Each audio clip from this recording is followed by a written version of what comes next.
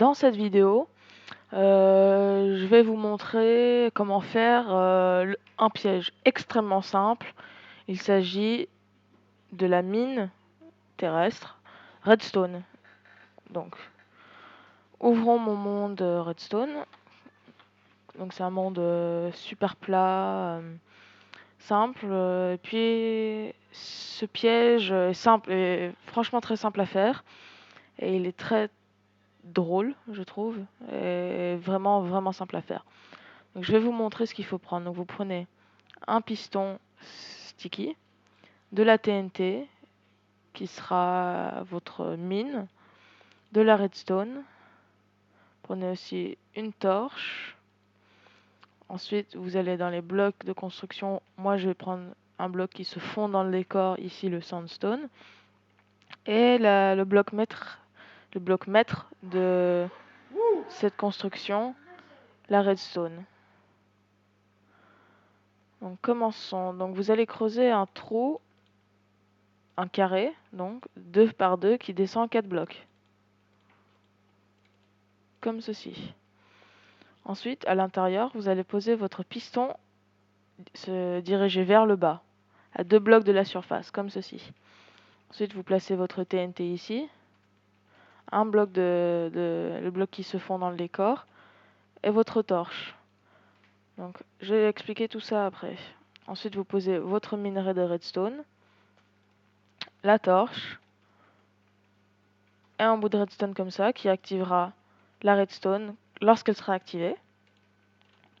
Et là, si vous voyez, le piston est activé.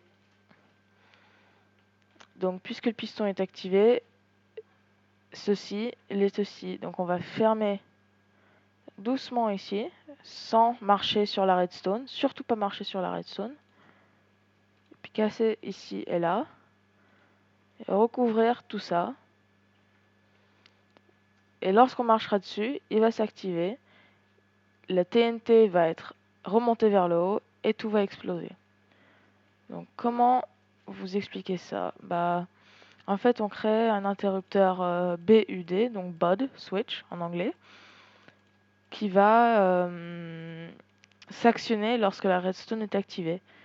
Donc, lorsqu'on met le piston ici, la TNT ici, le sandstone ici et la redstone ici, là, je recrée à partir d'ici. Voilà. Donc ici, le courant active le piston. Le piston, le courant qui passe par la redstone. Donc ici, la redstone est l'objet qui est en train de maintenir le piston activé. Lorsque je recouvre, il n'y a pas de problème. Il est toujours activé puisque c'est la redstone qui garde le signal. Sinon, lorsque je marcherai dessus, le signal va se perdre, le piston est remonté et la TNT s'est allumée avec la torche qui était entre le piston et le bloc de TNT. Donc j'espère que ce tuto n'a pas été trop long ou trop fructueux ou sinueux, pardon. Mais posez des questions si vous avez plus d'idées, puis n'hésitez pas à demander d'autres types de tutos. Je ferai tout s'il y a besoin. Donc merci beaucoup. À la prochaine vidéo.